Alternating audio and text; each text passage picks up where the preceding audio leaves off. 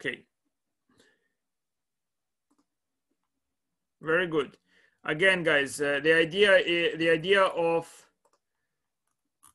antiderivatives is this: you come later than the class has begun, and you see the solution. So you see the solution. Let's say the derivative is equal to 2x. What was the original function?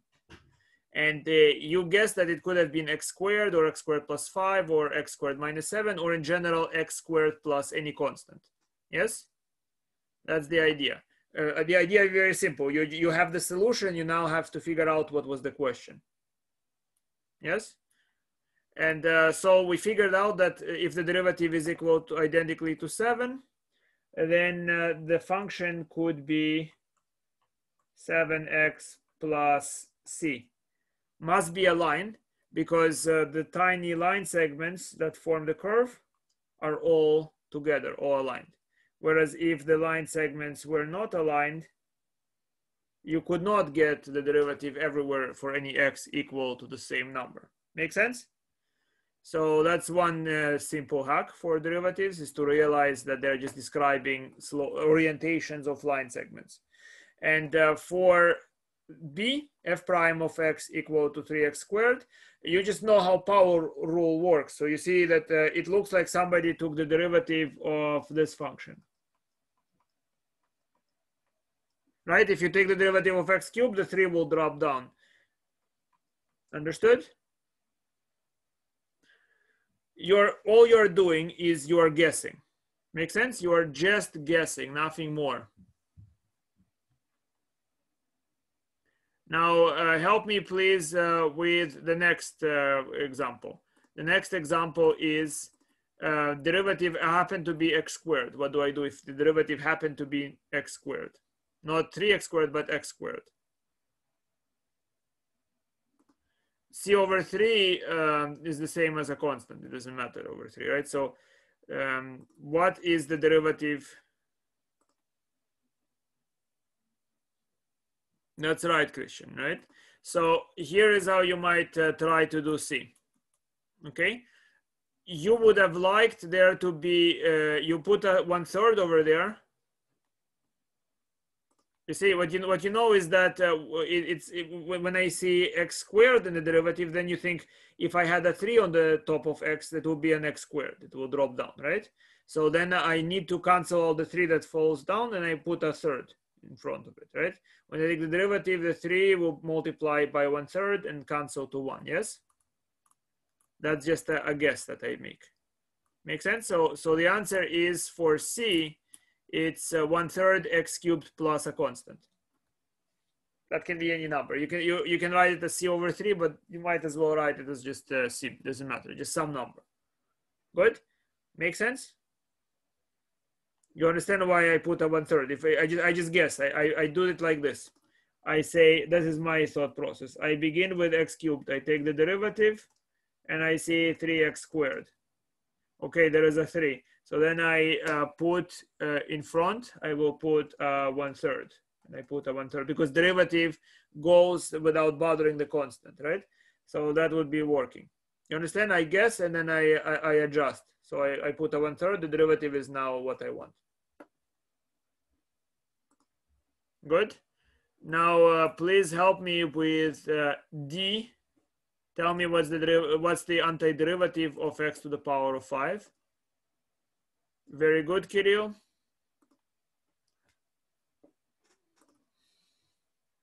Steven, wonderful. Okay, what about the rest?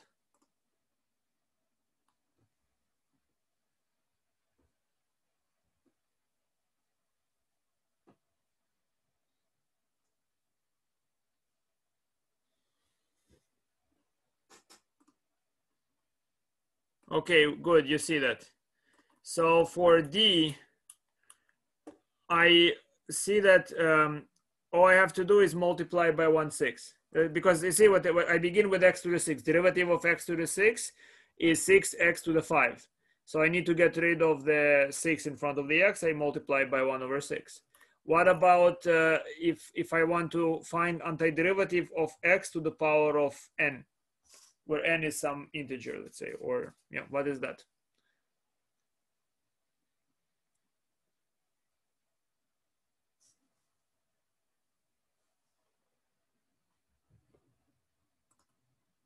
Very good. Elisha, you mean n plus 1 on the power, but otherwise good. Okay. All I do is this for, I see that the reverse of power rule is to add one integer to the power of, and to add plus 1 to the power of x. And then I have to multiply by 1 over the power, so that when it comes down, it will be cancelled. Yes. And notice that's only working as long as n is not equal to -1, because if it's -1, I have 1 divided by 0. Yes. So that power rule works for all alpha as long as alpha is not equal to -1. I'll just use the power rule. Now, if I have the derivative of a function is e to the x, then the function must itself be e to the x plus a constant. Very good. Here are some more examples, guys. So help me please do this. Okay, what is a? What's the, if the derivative is e to the power of 5, what is the function?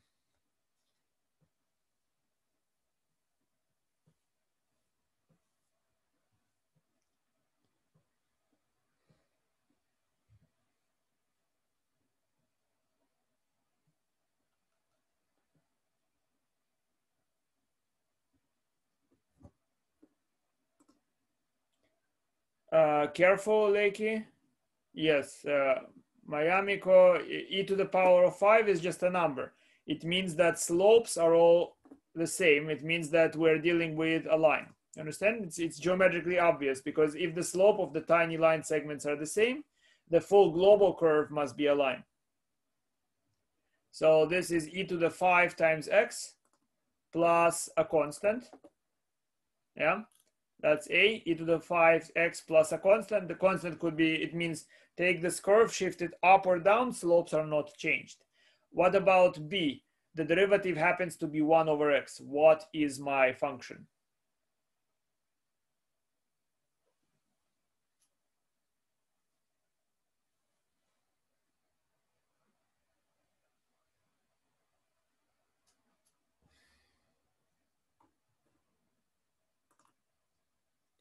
Yes, Kirill, the more general solution, because x could be negative, you are right, guys, but the more general solution will simply be ln absolute value of x plus a constant. Absolute value. Why? Because remember, we noticed that if you take ln of absolute value of x, this function is differentiable everywhere but at 0. And that means that's the global antiderivative for 1 over x. If you just say ln x, you're just saying the antiderivative for when x is positive, because ln x is only defined for positive x, whereas ln of absolute value of x is defined for all x. Good? Now, next is C. Please tell me, what do you think about x squared plus 5x plus e to the x? What is an antiderivative, or the collection of antiderivatives for this function, please?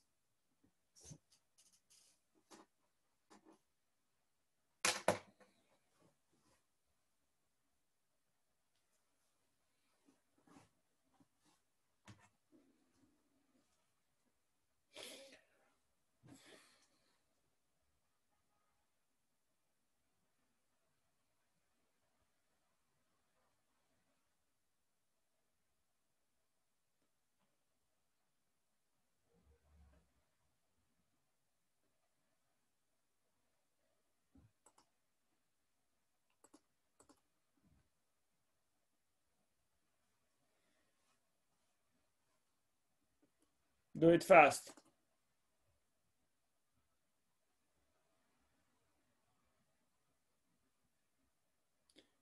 Yes, Christian, good. Kirill, yes, why not? Derivative of the sum is the sum of derivatives, yes? So I can then simply figure the antiderivative of each individual piece in between additions. So what is it for C? Again, guys, should be very fast. What's the antiderivative of x squared? You think x cubed times 1/3 plus 5 over 2x squared. You see why I put over 2? Because when I put x squared, when I take the derivative of x squared, the 2 drops down. And I want something to grid and cancel it. Plus e to the x plus c. Do you understand? Yes, guys? Everybody understands why that works?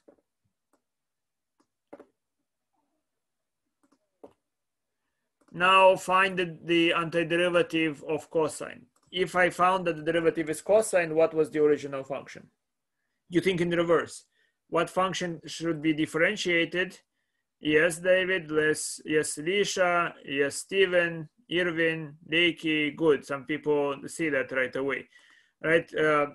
You think in reverse. What function, when you take its derivative, gives you cosine?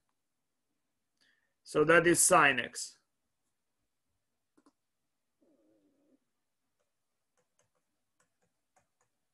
Plus c. Good. What is antiderivative of sine? So what function, if you take its derivative, gives you sine now? Careful, derivative of cosine is minus sine. So what is that function? Minus cosine, right? Derivative of cosine is minus sine, but I want to get derivative equal to sine, so I multiply by an extra minus. So the answer here is minus cosine x plus c. Everybody sees this? I just think in reverse. What function creates derivative equal to sine? Here is the next question. What function, when you take its derivative, creates secant squared? So derivative is secant squared. What was the original function? Exactly. Exactly, Steven. Exactly, Yuzu. And what about the rest of you? Derivative of a function is secant squared. That means the original function is tangent x plus c. Just think in reverse. It's nothing more than guessing.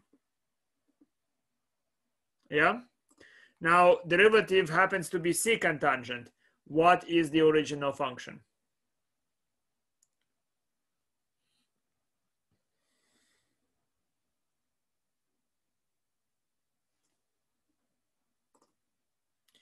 Wonderful, it's secant. So this is secant x plus c. Derivative happens to be cotangent squared. What is the original function? Cotangent squared.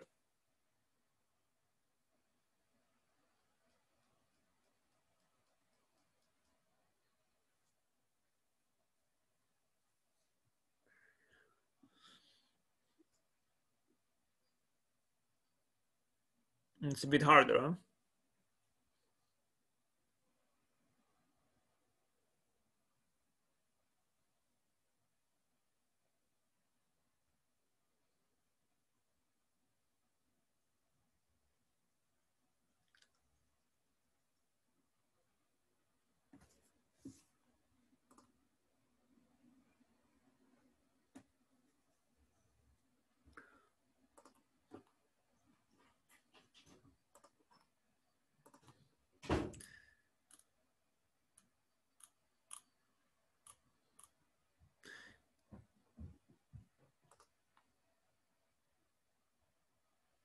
So let me help you with the last one.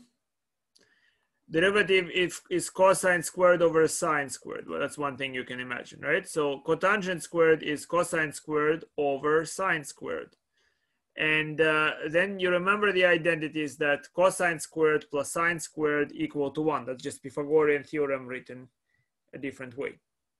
So if you divide everything by sine squared, you have cosine squared over sine squared plus 1 equal to cosecant squared. So cotangent squared plus 1 equals to cosecant squared. And I know how to take antiderivative of cosecant squared, more or less, right? Because you think about it. What function gives you derivative equal to cosecant squared? That would be minus cotangent. Yes, take the derivative of cotangent, you would get minus cosecant squared. So what you have is that cotangent squared is simply cosecant squared minus 1. So if you take the derivative of cotangent, you will get minus cosecant squared. So if I put a minus in front of it, so that minus cotangent, derivative of it will be cosecant squared, and the antiderivative of minus 1 is minus x. So it's minus cotangent x minus x plus c will give me the right solution. You understand? Or I just play around with trig identities. Good. Now solve question number I. Cube root of x squared plus x root of x. What would you do there? You need to find antiderivative there.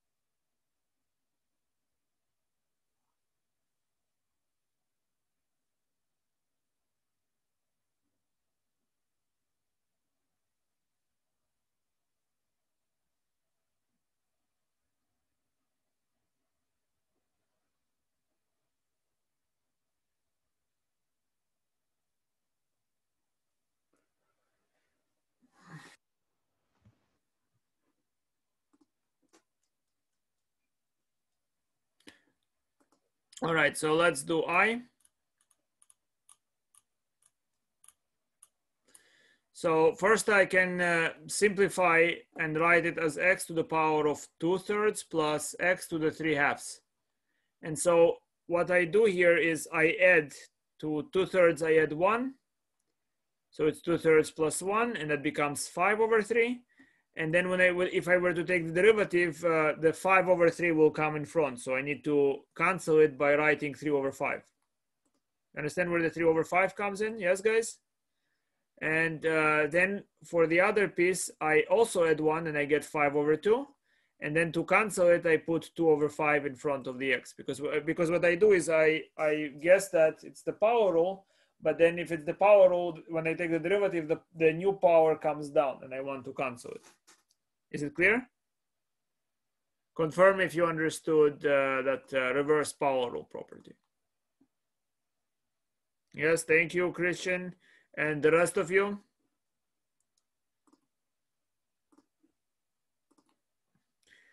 Silence like in Donna Anna's night chamber.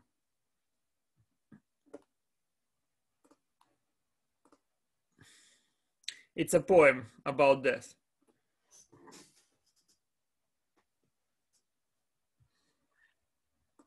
Do you understand or not?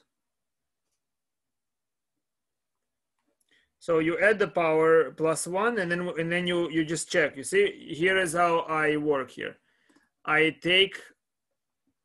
see that if I guess that the antiderivative of x to the 2/3 is x to the 5/3 because I add 1 the power, right? But if I now take the derivative, what would happen is I would see 5/3 drop down, and then I see x to the power of 2/3. but I don't see 5/3 in front. So what I do is I adjust and I multiply by 3/5, and I multiply here by 3/5 because the 3/5 and 5/3 will cancel to 1. Understood? Now, please tell me what do I do here? So my derivative is 3 to the power, 3 times t to the 4 minus 3 cubed plus 6t squared divided by t to the power of 4. What is the original function? That's the derivative. That's what the derivative equals to. What is the original function, please?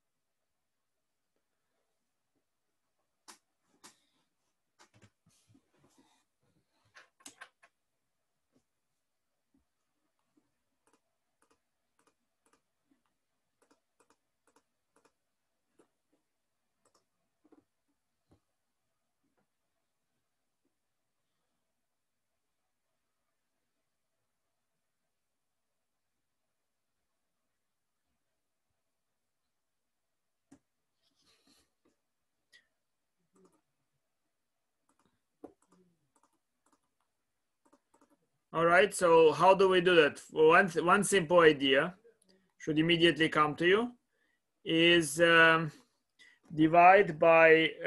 simplify it. Divide t to the 4 everywhere. And then what you have is what? If you divide, you can write it as 3 minus 1 over t plus 6 over 1 over t squared. And now it's not so bad. Yes? Now it's not so bad because we know the antiderivative of 3 with respect to t is 3t. 1 over t, it's ln of absolute value of t. And this can be written as t to the power of minus 2. And then if I add 1, it will be t to the minus 1, and I just put a negative in front. And then plus c. Very easy. Yes? All right, so here are your new problems. A, please calculate the antiderivative for A.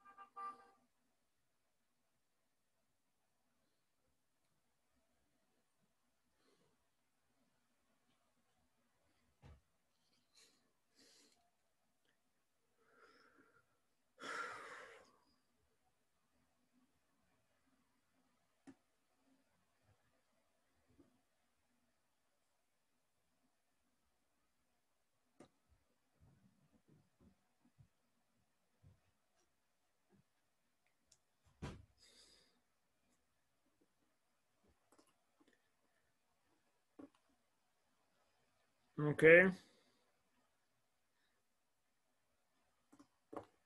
Good. So the answer for A, careful guys, right? It's 5x squared plus 2 to the power of x plus 1 over x. How do I solve it?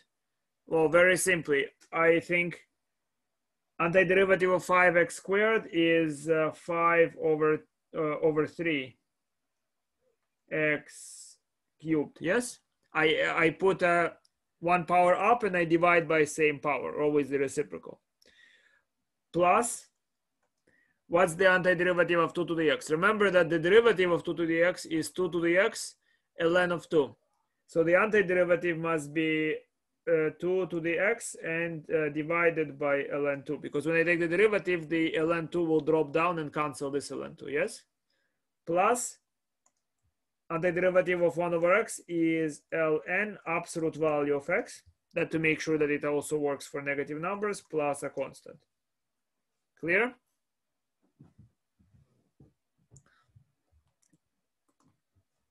Guys, absolutely not clear, somewhat clear, very clear. There are what, 29 students here, 27 now, they're dropping. Clear, confirm if it is.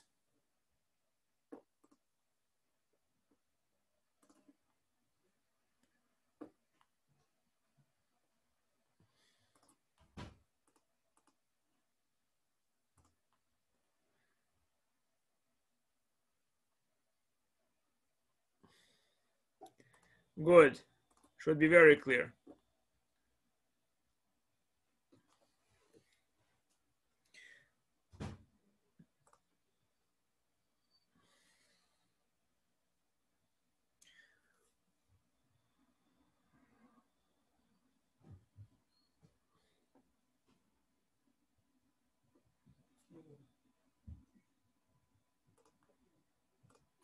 All right, next is question B. Derivative is 1 over 1 plus x squared. Do you recognize it? You just saw it a few moments ago. What function gives you derivative equal to 1 over 1 plus x squared? Exactly, Kirill. Exactly, Jonathan and Lisha, and exactly Dragan. Right? So that's just a matter of knowing your basic function. So the antiderivative for B is simply tangent inverse plus constant. What about C? The derivative happened to be 1 over root of 1 minus x squared. Do you recognize it? What was the function that created such derivative?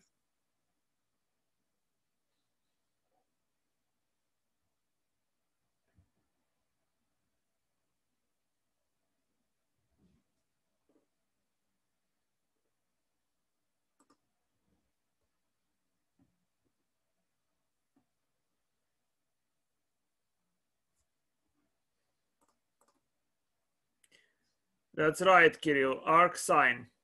And what for D? The derivative ended up being 1 over x root of x squared minus 1. That was what function? For D, what's the function for D?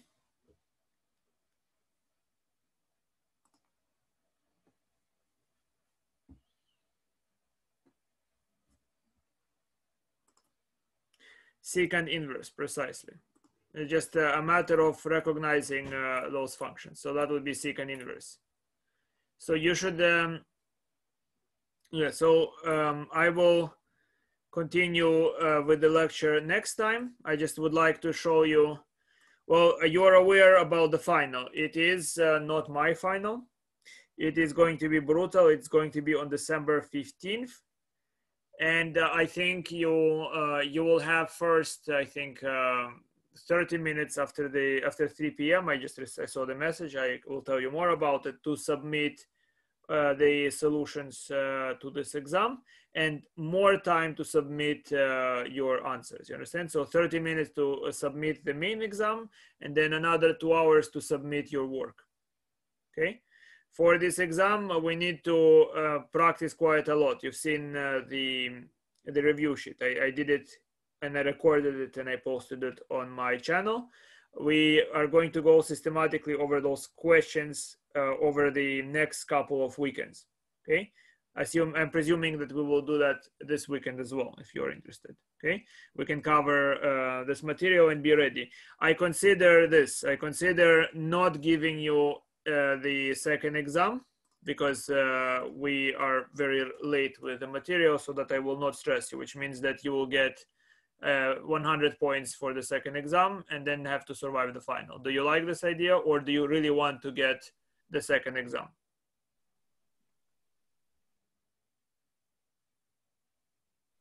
Wait, Professor, I have a question. What do you mean we have 30 minutes to submit the exam and then 2 hours to submit the work? Like, well, I'm not sure what you mean by that. Well, trust me, I know as much as you do. What it means is that through my open math, or whatever this thing is called, you will submit. You will have the exam. The exam will be over. I think you have 2 hours to do the exam, and then 30 minutes to upload the solution. Yes, to upload the solution. Oh, And, so yeah. after the 2 hours, after the exam is over. Oh, okay, okay, I understand. All right. Okay, so yes, we will see about Zainab. Yes, I will check what it is, but again, the access to it is not through me. I will check it and we will deal with your problem about this exam. So I think total is 2 hours and a half. You need to upload main solutions. And then afterwards, I think if I read the email correctly, you will have until 5 to upload your work. Good. So that's the main test, in other words. Okay. So be ready. Come to office. You have my videos for all the topics. If you, I will send you those as well. Yeah. Okay.